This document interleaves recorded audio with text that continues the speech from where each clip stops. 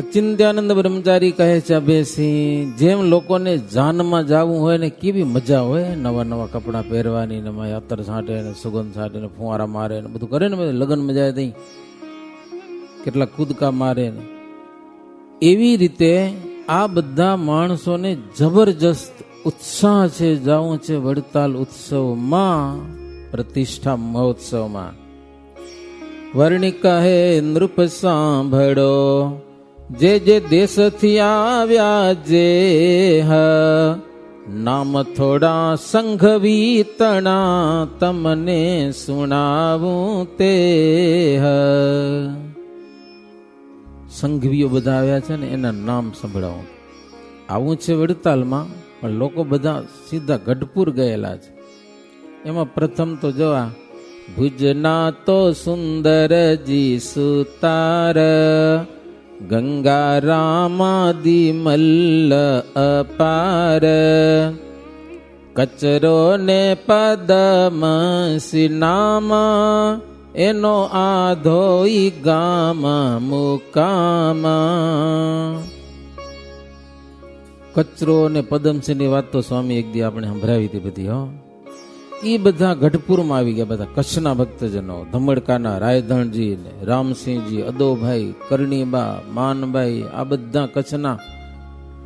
14 ને દિવસે એટલે કાળી 14 ને દિવસે તો કેટલા બધા સંઘો ગઢપુરમાં આવ્યા છે મહારાજની જોડે વડતાલમાં જવા માટે. સોરઠમાંથી કેટલા સંઘો આવ્યા છે, જુનાગઢથી કેટલા કારભારીઓ ડંકો નિશાનની સાથે, માણાવદર, માંગરોળ, જામનગર, ગોંડલ, ધ્રોડ, કેટલા નામ સંભળાવીએ. બધા કારભારીઓ આવ્યા છે. અને ગઢપુરના માણસો તો ઘણા બધા તૈયાર થયેલા છે. એ ગામે ગામથી બધા ભક્તજનો, મોટા મોટા રાજાઓ બધા ફૂલ તૈયારીઓની સાથે, લોયા ને નાગડકા ને ભેંસ ઝાડ ને ત્યાંના બધા આવ્યા છે. એટલે સંઘો ઘણા બધા ભેળા થયેલા છે ગઢપુરમાં. જબરદસ્ત વસ્તી ભેગી થઈ. એક તો અન્નકૂટનો અહીંયા કને ઉત્સવ છે. દિવાળી આવી, ધામધૂમથી દિવાળી પણ ઉજવી. પછી સત્સંગી સંતે અન્નકોટ કીધો, જમી દયા સિંધુ પ્રસાદ દીધો. બીજે દિને તો યમ બીજ આવી, ભલી રીતે તે પણ ત્યાં ભજાવી. અન્નકૂટને દિવસે નથી નીકળ્યા, ભાઈ બીજ તો કરવી પડે. દાદા ખાચર કે મહારાજ એવડી શું ઉતાવળ, એક દી મોડા અન્નકૂટ ઉજવ્યો. પછી અન્નકૂટ વારવો પડે ને, એમને આરતી કરીને ભાગી ગયા તો ના હાલે ને પાછું. અન્નકૂટનો દિવસ તો રહ્યા. પછી ભાઈ બીજને દિવસે મહારાજ કે, જો દાદા ખાચરને કે ભાઈ બીજને દિવસે તો બેનના ઘરે જમવાનું હોય ભાઈને, એટલે તમારે પાંચુબાઈ તમારી બેન, પછી નાનબાઈ, લલિતાબાઈ, એના ત્યાં જમવાનું અને કાપણું દેવાનું હોય. કે દાદા ખાચરને એ બધું વિધિ તમે કરો. અને પાંચુબાઈનો એક દીકરો છે કાંથડ કરીને, એને એક હારું કપડું પહેરાવો તો એની માય રાજી થાય. મહારાજ કહો આવું બધું અમે લખેલું પાછું આમાં. તો દાદા ખાચર એ પ્રમાણે કર્યું. ભાઈ બીજ પણ ઉજવી છે બધા ત્યાં કને, જે કરવાનું હતું કર્યું. મહારાજ કે હવે તૈયાર થાવ, હવે નીકળાય. કે ભાઈ બીજને દિવસે જ બપોર નીકળવાની તૈયારી કરી. ડંકો થયો નો બતનો સુજ્યારે, સજી લીધા વાહન સર્વ ત્યારે. ડંકો બીજો સાંભળતા જ વાર, આવે ઉભા સૌ નૃપતે દ્વાર. ત્યારે જુઓ, એક ડંકો વાગ્યો એટલે એ બધા તૈયાર થયા. બધા બીજો ડંકો વાગ્યો તો બધા અહીંયા પહોંચી આવ્યા બધા. લ્યો ગઢડામાં રાજાને દ્વાર બધા.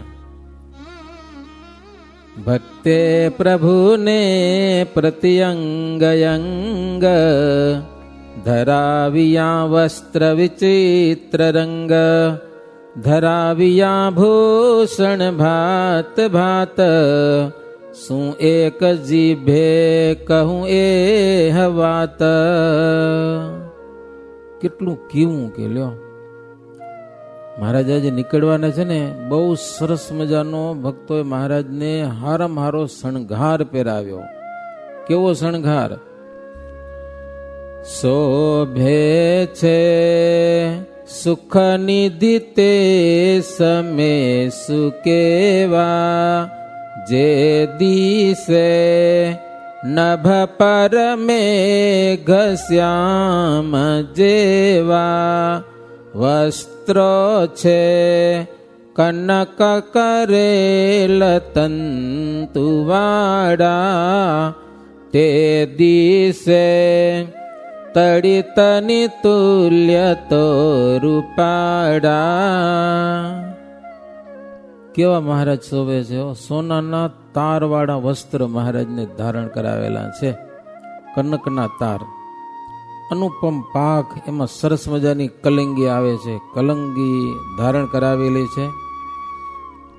તોરો છે કુસુમની શેર, 3 શેરો, ભાગમાં તોરા લટકાવે ને 3 શેરા ફૂલના, હાચા મોતીના. કાનમાં સરસ મજાના કુંડળ ધારણ કરેલા છે, જાણે માસલા મળવા આવ્યા હોય ઠાકોરજીને. કાનમાં મકરા મત્સ્યાકાર કુંડળ, ભાલમાં સરસ મજાનો તિલક અને ચાંદલો કરેલો છે, જેને ધનુષ શોભતું હોય એવું લાગે. બધું અલગ અલગ ઉપમા લખી છે બધી. હાથમાં સરસ મજાના સિંહ મોર વાળા કડા મહારાજ ધારણ કરેલા છે. વેઢ વીંટીઓ અંગુલીમાં, સરસ મજાનું સુરવાળ, સુરવાળની નાડી પણ સરસ મજાની શોભે છે. બંને બ્રહ્મચારીઓ મહારાજને બંને બાજુ ચામર ઢોળે છે, અને પ્રભુ માણકી ઉપર અસવાર થયેલા છે, અદ્ભુત શોભાની સાથે. અતિ ઉત્તમ માણકી દિશે, ન મળે ખોડ ખચિત તે વિશે, 3 લોકની કાંતિ સંઘરી, વિધિએ શું શુભ માણકી કરી. માણકી બહુ સુંદર શોભે છે, કોઈ પ્રકારની ખોટ જ નહીં એમાં. જાણે બ્રહ્માએ 3 લોકમાંથી આમ શોભા લઈને માણકી બનાવી હોય ને, એવી મહારાજની સરસ મજાની માણકી. બાકી તો ઘોડા ઘણા બધા હતા હો, પણ મહારાજની માણકી ગરુડનું અભિમાન ઉતારી નાખી એવી માણકી હો. અને એવો એનો વેગ પાછો, લગામની જરૂર ન પડે, મહારાજ માથે એમને બેસી જાય હો. લગામ તો ડોક ઉપર મૂકી દે, મહારાજને જ્યાં જવું હોય ને તો ત્યાં માણકી લઈ જાય. માણકીની વાતો કેટલી કરી એમ. અક્ષરધામની એક મુક્ત છે.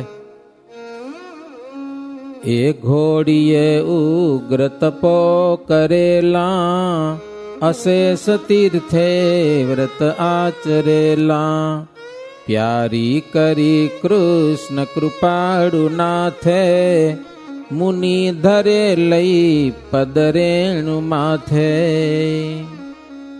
અચિંત્યાનંદ બ્રહ્મચારી કહે છે, અભયસિંહ, ઘોડી એવા શું પુણ્ય કરેલા હશે કે ઘોડીના ચરણ રજને લઈને સંતો માથા ઉપર ચડાવ્યો. ઘોડીની ચરણ રજ એક પશુ છે જાતનું.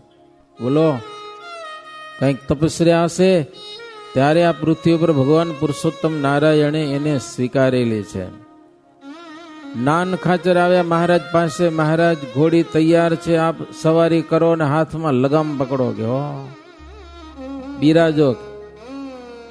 સદાસની સાંભળી શુદ્ધ વાણી, અસ્વારી કીધી હરિહર્ષ આણી, ત્રીજો થયો નોબત નાદ ત્યાં, અસ્વારી ચાલી ચૌટાની માયા. જેવો ત્રીજો નાદ થયો ત્યાં તો અસ્વારી ચાલતી જ થઈ ગઈ. એને પેલા ગોઠવી હશે બધી, સમજ્યા ને. આપણે ક્યાંક શોભાયાત્રા કરીએ તો આપણે એ હાકલવા પડે ક્યારેક, તો રવાના થાય. મારે રવાના ન થાય, મોડું થઈ ગયું તોય, ટાઈમ થઈ ગયો તોય.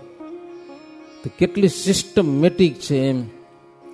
નોબત વાગી, નોબત નગારું, આવડું જબરું નગારું વાગે ને, એકવાર વગાડ્યું બધા સજ્જ થઈ ગયા, બીજી વાર વાગ્યું એટલે બધા આવી ગયા, ગોઠવાઈ ગયા, ત્રીજી વાર વાગ્યું એટલે રવાના થઈ ગયા. હો, તમે ક્યાંક મંદિરોમાં જાઓ, આરતીની વોર્નિંગ આવે, ખબર હે ને? તો વોર્નિંગ આવે તો બેઠા પડે આપણે, ઉઠે નહીં મારે કેટલા. વોર્નિંગ શેના માટે ખબર છે તમને? ઊભા થઈ જવાનું તરત જ. વોર્નિંગ એટલા માટે છે કે આરતી થાય રહી, દોડીને ઠાકોરજી પાસે પહોંચી જાઉં, એક જગ્યાએ ક્યાંક ઊભું. ખુલતા દરવાજાના દર્શન થાય ને એ સર્વ કરતા શ્રેષ્ઠ છે. સમજાય તમને? દરવાજા ખુલતા હોય ને આપણે આગળ ઊભા હોય, નન્નાળદેવની આગળ કે ઘનસમાજની આગળ, ગમે ત્યાં એક જગ્યાએ ઊભી શકાય ને, ખોલે ને પહેલી નજર આપણા ઉપર પડે ઠાકોરજીને આગળ ઊભા હોય તો. વોર્નિંગ એટલા માટે વાગે ને આપણે તો પડ્યા ગયેલો, આરતી થશે, અડધી આરતી થઈ દર્શન કર, દર્શન થાય એમાં ના નહીં, પણ દરવાજા ખોલે ને એનાથી પહેલા આગળ ઊભી રહે, ધૂનમૂન બોલતા જવાના, આમ દરવાજાને સામે જોઈને. શું સમજાય? જેવા દરવાજા ખોલે, ક્યાંક યુટ્યુબમાં દર્શન કરો ને તો તમને ખબર હોય કે ત્યારે 5:30 આરતી થાય છે, તો 5:30 વાગે 1 મિનિટ પહેલા આમ ધૂનમૂન બોલાતી હોય ને, જોઈ રાખવાનું, ખુલતા દરવાજાને દર્શન કરવાના. એ દરવાજા ખુલ્યા અને નન્નાળદેવના દર્શન થાય. એમાં તો ત્રણેય ભેગા થાય, નન્નાળદેવ, ઘનશ્યામ મહારાજ, રાધા કૃષ્ણ દેવ. યુટ્યુબ તો એના કરતાં સારું લ્યો, પ્રત્યક્ષ જાય ને તો એક દરવાજે દર્શન થાય, અને ઓમાં ત્રણેય ભેગા દર્શન થાય.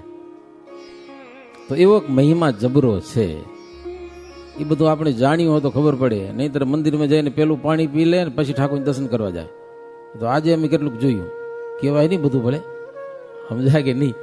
ઠાકોરજીના દર્શન કર્યા એના પાણી પીવાય નહીં. ત્યાં ગયા છે આપણે મંદિરમાં, તો આરતી થવાની 10 મિનિટ હોય ને તો વાટ જોવાય, ત્યાંથી પછી પાણી પી ન લેવાય. એમ દર્શન કરીએ, મંદિરમાં ગયા એટલે ઠાકોરજીના દર્શન કર્યા પછી ખાવું પીવું એટલું થોડુંક એક ઠાકોરજીની મર્યાદા કહેવાય, સમજાય ને?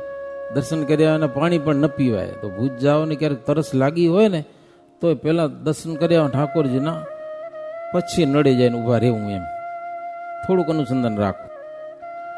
ત્રીજી નોબત વાગી અને ચૌટાનીમાં અસવારી ચાલુ થઈ. વાજિંત્રના નાદ થયા અપાર, બહુ થયા બંદૂકના બહાર. જોવા રહ્યા તે રવિદેવ સ્થિર, થંભી રહ્યું ઉન્મત ગંગનીર. મહારાજની સવારી ચાલી એટલે સ્વર્ગમાં આકાશમાં દેવતાઓ જોઈ રહ્યા, સૂર્ય વગેરે થંભી ગયા, ઉન્મત ગંગાના જળ પણ ઊભા થઈ રહ્યા. પછી તો સવારી ચાલીએ છે. સૌથી આગળ ડંકા નિશાનવાળા હતા, એક ઘોડે ચડેલો ડંકો વગાડતો જાય.